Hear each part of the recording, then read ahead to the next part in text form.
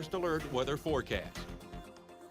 Well, here we are more than a week into June and not feeling very much like this month, as temperatures today so far have been about 15 degrees cooler than average. Our highs are commonly well in the 70s and of course 80s as well. But today a lot of places have struggled to even make it into the 60s. We are seeing some low 60s still hanging out from Eau Claire up towards Medford for highs so far. Some spots reaching into the mid 60s. This accompanied by a lot of cloud cover, breezy winds that are occasionally gusty, and the circulation around a very strong upper trough and low pressure system for this time of year that has helped to produce these instability showers. It's cold in the upper levels, well above the ground.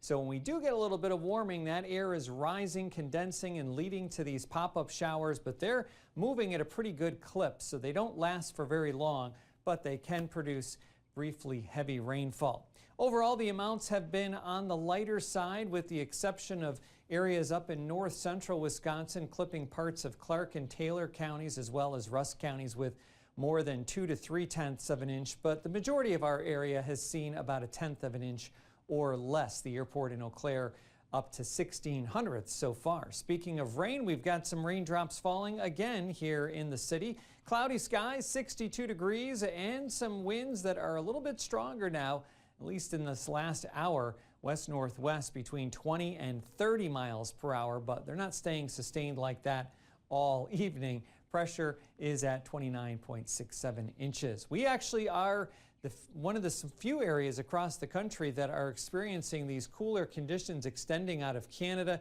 down through Iowa over towards Chicago. Elsewhere, also in the northeast New England area, but from the mid-Atlantic westbound into western Canada, it is summertime mode with lots of 80s and even some 90s. But that kind of weather is seemingly staying away from the upper Midwest, even into this next week.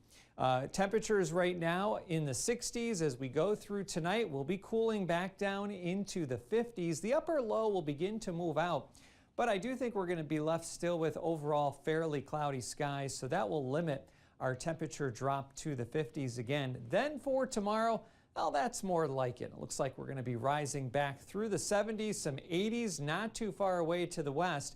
So we're going to come close to 80, but the next cold front's going to be coming down, and that is not going to allow that warm-up to continue throughout the week. Here's our surface low accompanied by the strong upper trough. This will again continue to move on out.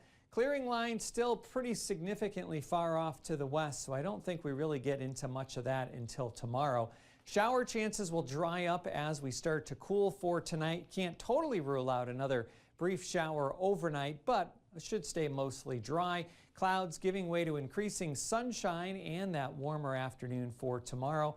And as we head on into the middle of the week, that front's going to be coming down and bringing our next chance of a few showers by late Wednesday. It's going to hang out to our south and eventually lift back to the north, and that's likely going to be the focus for additional showers and even a few storm chances later this week. 53 is our overnight low, and it's a rather active 7-day forecast with many chances for rain. Now, keep in mind, it's not going to be raining this whole time, but if you have outdoor plans, it's going to be one of those weeks where you're probably going to be checking, hopefully, your phone and the 13 First Alert weather app frequently, because we are going to have that front kind of nearby, and ultimately, wherever it lies, I think there will be a significant amount of rain.